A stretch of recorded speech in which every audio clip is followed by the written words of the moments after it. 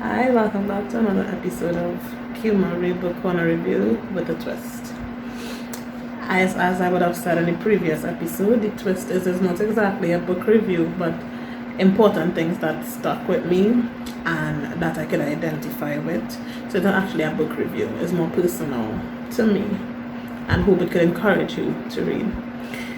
These videos are to encourage reading, to normalize reading, and as I said in the previous episode, is more promoting because I see a lot of people have a lot of spare time and they'll ask about TV series, and I usually prefer to suggest books.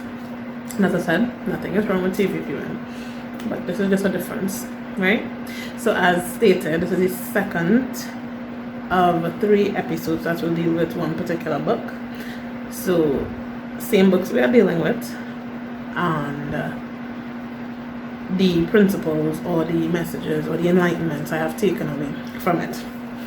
As usual, I have my book with me because I take my notes as to what I am going to say, because at times I could ramble off like this. So in this episode, the principles I'm going to talk about. Firstly, the first thing that I learned, especially when it comes to black girls and their bodies, was that it is so highly sexualized. I touched on this on the previous episode as well. In Naked, black women bear all about their skin, hair, hips, and lips. I could identify with so many young black girls and women because who were highly sexualized. This is especially prominent where they would have larger assets than usual, resulting from being either harassed or even stereotyped for being too curvaceous and classed as not necessarily as innocent. The book is essentially a combination of stories from black women growing up and what they encountered and things like that. So when I read it, I remember there was one girl had a story where she said her boobs was always big since like 12 or 13. And she was harassed. She was like stop and men, I think she was in New York. She was in New York, and it was like this man came and catcalled a Caucasian guy, had to come save her from the man, and the guy was black, who was kind of hackling her and whatever. And yeah, they can't even have part of their body because it seemed too good, too curvaceous, too whatever.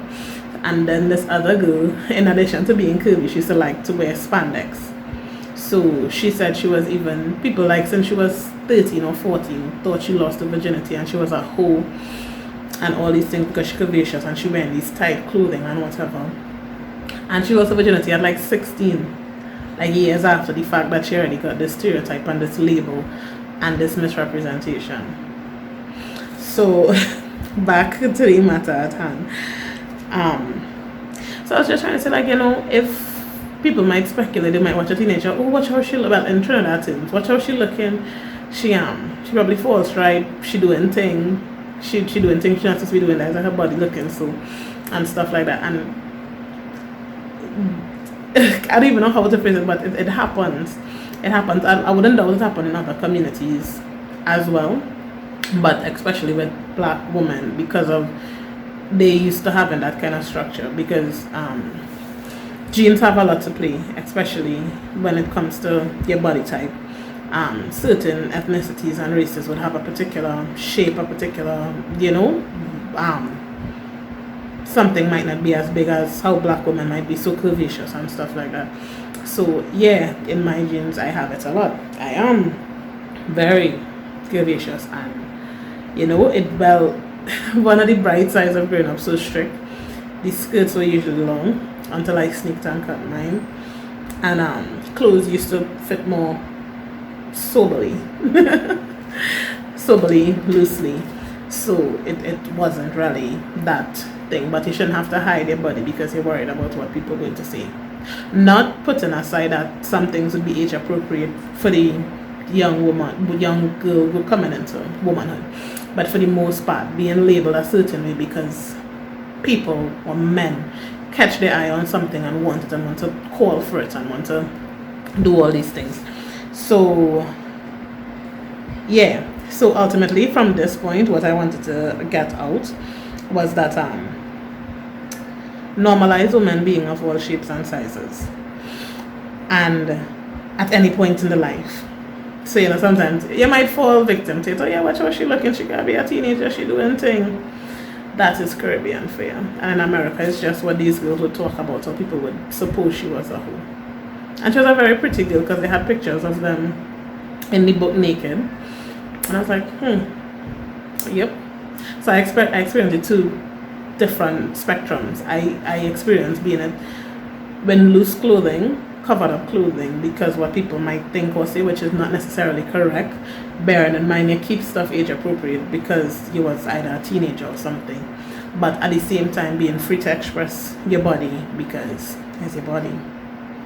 So that was that first principle.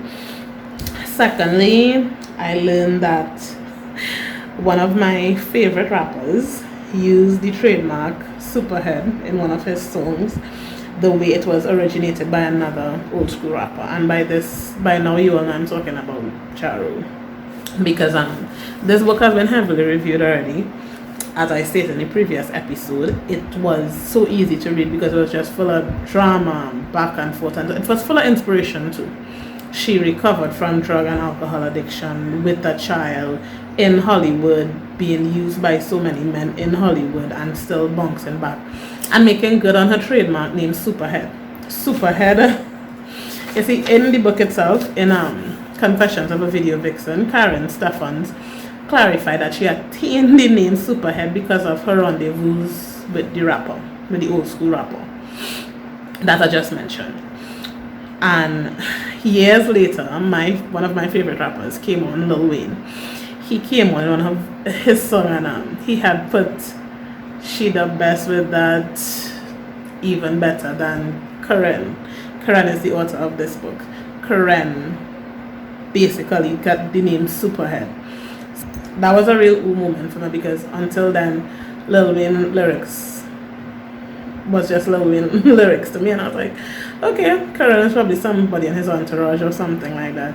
And then, because I don't keep up with entertainment per se, I was like, no, it was a video vixen. Her name was Karen Stephens, and she's this author now, and she now trademarked Superhead, which is very good. She trademarked Superhead to mean something else besides Superhead, and but it originated because of little rendezvous with the older rapper that I mentioned before, and I used to actually follow that older rapper, not so much, but my older sisters that older than me, they more like in their 30s, I'm in my 20s, so that was more like their era, and Lil Wayne was my era, so I was like, we'd still hear songs from him and I'd be like, oh, a lot of the stuff she said in the book made sense. So if you want to reading, especially what you read, does make a lot of sense in little things. So depending on the genre of the book you read, it would make sense. So this was drama, action, reality, and reality in songs. In his songs, certain stuff he would say, and then he would read about it in the book where she'll talk about. They are basically everything they sing about and stuff most of the times. And the same thing with Lil Wayne in my era and Jarrell in that era. I was like, ooh, that was a real ooh moment, like, ooh, okay.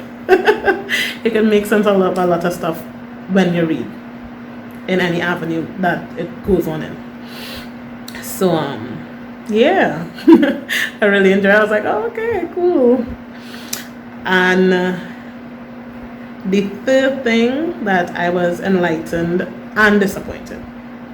A little ticklish. I was enlightened and disappointed at was why do black people make up so much of the Earth's population, yet we cannot be in a fully equipped, furnished house and say that a black person made everything in the house. There's in the book Capital, this nigger by Dr. Onyeni, where he spoke to that blacks make up most of the consumer population, but little to none in the producer level. And reflecting and researching was difficult because when I did it, I looked up TVs, refrigerators, microwave, those big white, well, just call them big white appliances and stuff like that, washing machines. There is no black owned refrigerator. You can't, like, even my TV is a Toshiba. It's not, and they mentioned some was like Hitachi and stuff like that, and I did a lot of research. This book really had me going, and you can't find it. You can't find a major white appliance that a black person owns or produces or anything like that yet. There's so many black people, and so many black people have to wash. So that when I was researching, I also looked it up, and I saw that, like, in the early 1900s, a black man, he had owned a car. He made a car, but it didn't follow through past it. I think either he had no children or he had daughters and it didn't continue. Something had happened, but there was a black owned person making cars, or this made a car, but it didn't go any further than that past that time. So as a result of all of this, I wanted to ask a question, right? Why are there no major owned or produce major white appliances or cars? I know people probably thought about it before, and maybe some people probably tried to take action in that regard, but I haven't seen it. I've been researching, I've been looking, and you can't find it, which is that was the enlightening and disheartening part. And it was sort of hard to process because it's reality. Now, I did take note of one thing that with time, because as I said, books was making the research. With time, black people would make advancements in entertainment, sports, music especially, fashion and cosmetics. And even in areas in cosmetics, even in areas that we're making advances in, we're still not fully making advances in. Let me break it down for you like this, right? So when I will go to buy hair care products, I have so much influencers, black influencers with black hair care products, black influencers with black skincare routines and products and stuff like that. So I know, like, there's a lot, especially singers and actresses and actors and models that came out and developed their own skincare line, edges. It have so much because some of them that are some influencers that I may follow, they have it, right? So now even in avenues we specialize in. So you could find like hundreds, maybe even thousands of edge control. I use gel mostly to keep it that good, but it have a lot of edge control, a lot of shea butter, a lot of oily stuff. But at the end of the day, stuff like braids, especially synthetic braids, because to be fair, I'm not trying to start arguments or anything like that here, but since human hair, you would understand it would have to come from different parts of the world because of the texture they're looking for.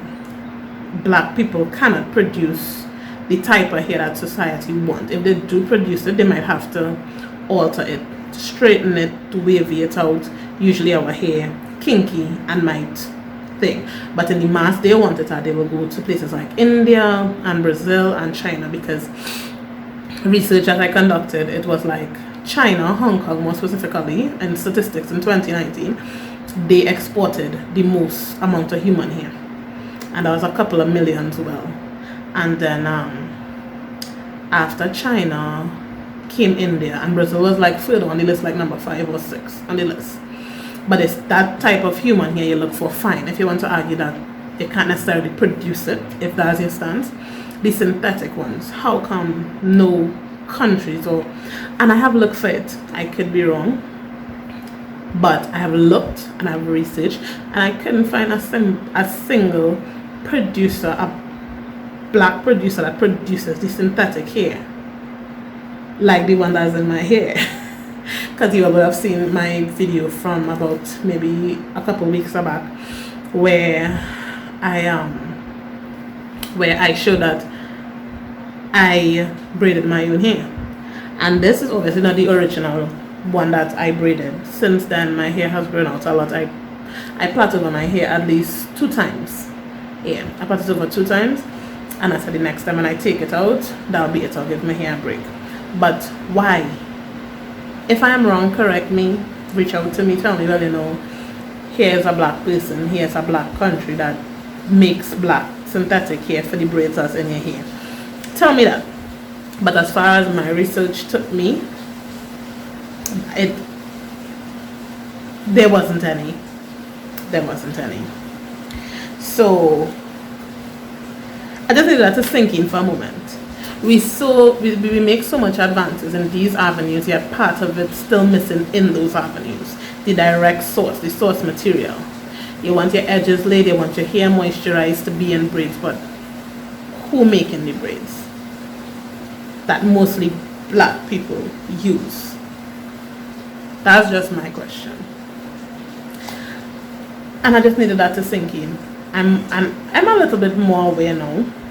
I don't know if anybody is in the making of trying to produce braids or anything like that, but it would be nice that you could actually have, well, people that wear human hair it would be nice that your hair is fully combed, fully manufactured, and fully brought to you by the black community as a black.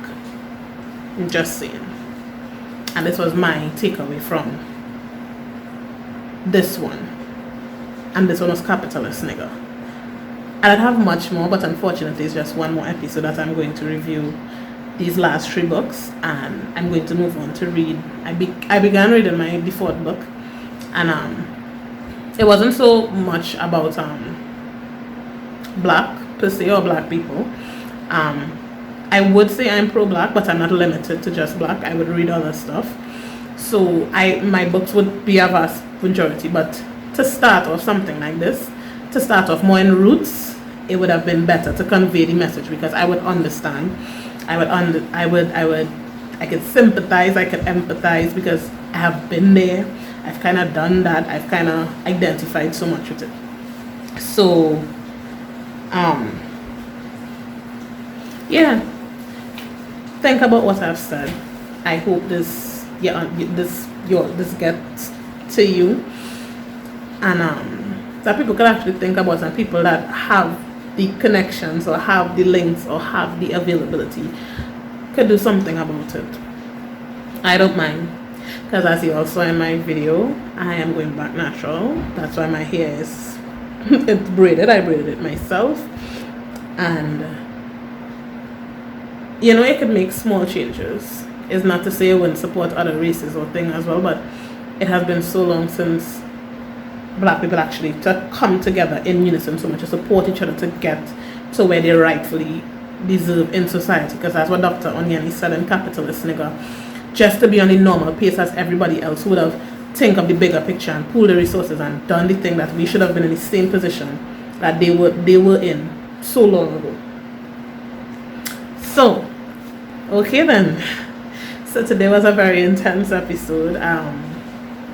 If anything, you all want to reach out to me to clarify if it's something that I missed in my research, some kind of scholarly resource or something you could have sent to me that I probably have missed. Maybe somebody is producing braids, somebody is black, something is black owned that I missed out on. Feel free to reach out to me. My email is usually in the description. It's on the link on my YouTube channel. So I'll see you next time when we conclude the last episode for these 3 books. Last episode, don't miss it. Until then, you all, it's COVID outside. Take care, be safe. I'll see you next time.